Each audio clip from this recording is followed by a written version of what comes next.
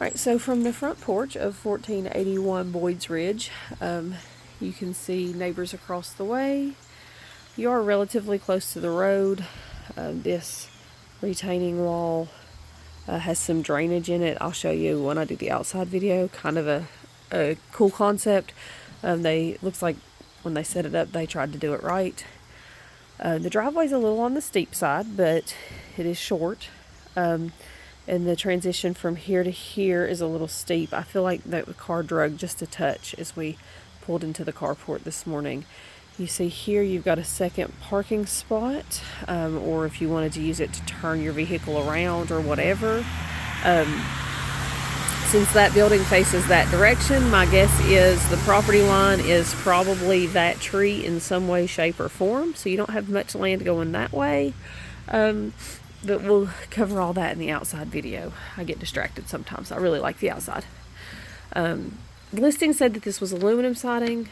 That feels like vinyl to me. And in we go. These beautiful hardwood floors have been refinished probably pretty recently. They're very nice. They do have a gentle slope from this edge, gentle slope to about here, and then it kind of starts back up. 1961 construction, 61, 64, I don't know, one of those years. I would verify that on public record. Floors in that year range are starting to be a little uneven. Natural settling and other things, cause that. But that's something that I would definitely want to hear from the home inspector, make sure that there's not an issue. This kitchen is huge. It's fantastic. The cabinetry in it is older, but seems to all be well taken care of. I don't feel like, while the drawers are squeaky, I don't feel like they're gonna fall out in my hands. None of them had to be like glued shut. And you've got tons and tons and tons of drawers. You got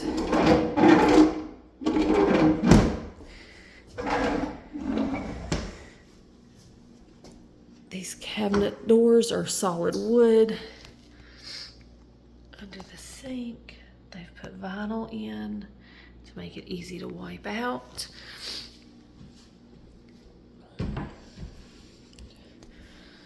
You got drawers on both sides of the stove. That stove looks relatively new, and my understanding is that it will convey with the house. From the kitchen, you have access directly to the carport, where they've built this landing to make it easy to, get in and out, and a ramp. I think the ramp may be a little steeper than code. If that's something you're concerned about, you'd want to speak with somebody on that. You can see you're built in pretty close to the hillside, but we'll cover that in the outside video. There is the entry to the basement. Again, we'll go in more detail in the outside video.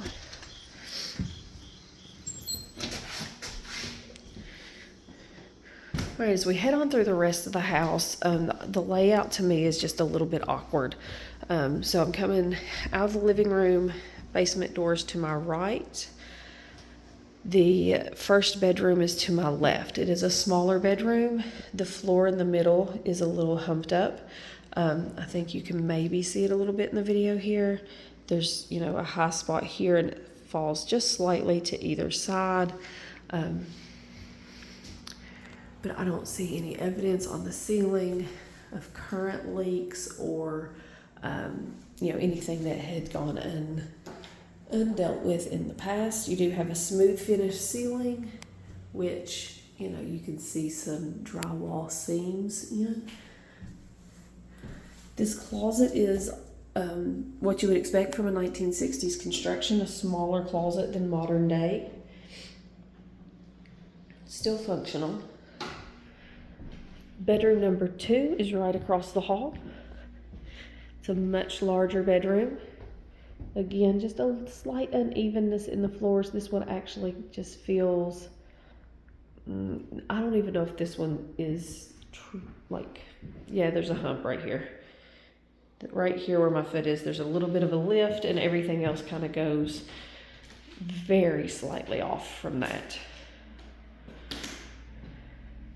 Now, if I stand in this corner, it feels like everything pitches just ever so slightly toward the door. You've got this big, beautiful picture window. Double pane glass. Now here it looks like there was some sort of an issue and they have gone in with paint. That does look to be a different color of paint that's right here.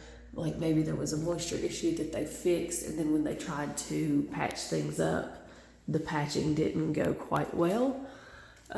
It looks here like there has been some sort of a moisture intrusion in the past, but again, it has rained and rained and rained the past 24 hours. So if there was a current moisture issue, I would assume that we would be able to see actual water probably puddling in the floor at this point. Bedroom number 3, again a smaller bedroom, but not teeny tiny. Wallpaper on the walls. The ceiling issues in here are similar to the first bedroom. You can see your drywall seams, but I don't see anywhere that looks like there had been a moisture intrusion issue. I do note this crack right here. I don't know if it would be more of a settling crack, but I again would want a inspector's opinion.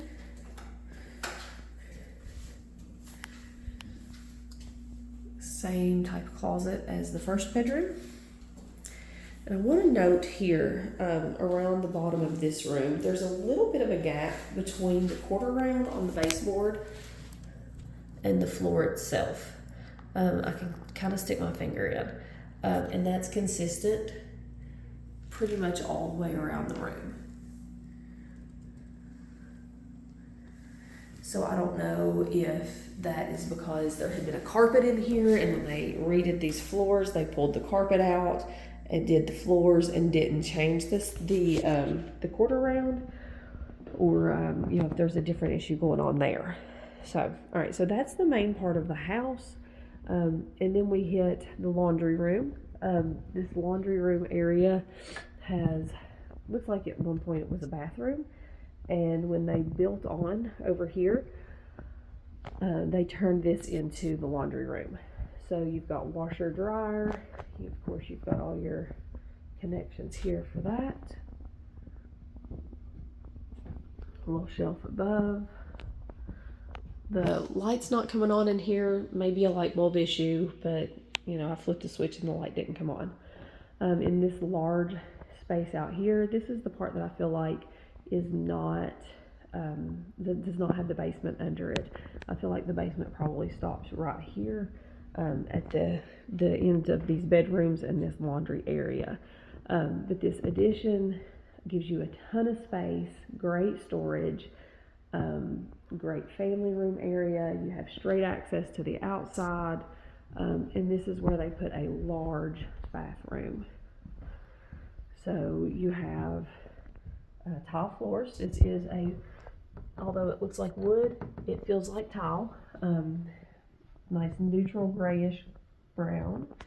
A gray vanity. I know my colors are not translating well on my video, but you've got nice neutrals. And then you do have a window. And then the bathtub is beautiful avocado green from the 70s.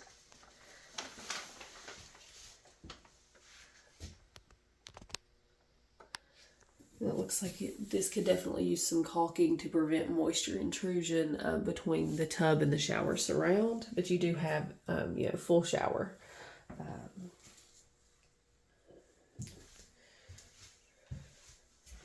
And then for the rest of this huge room out here, they do have some, like, it looks like, wow, I can't think of the word, curtains, to sort of separate the spaces if you wanted to use part for for storage and part for entertaining, or you know, if you needed a bedroom space or what have you.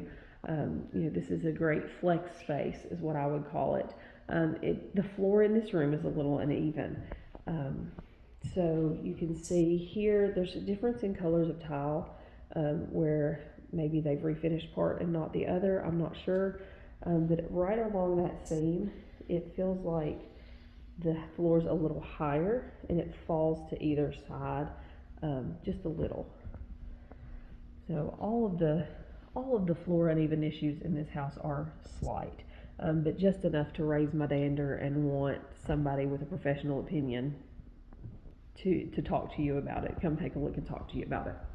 So, and then this door goes on out to the space that actually is your garage and a secondary driveway. And I'll pick up the outside video from the front porch.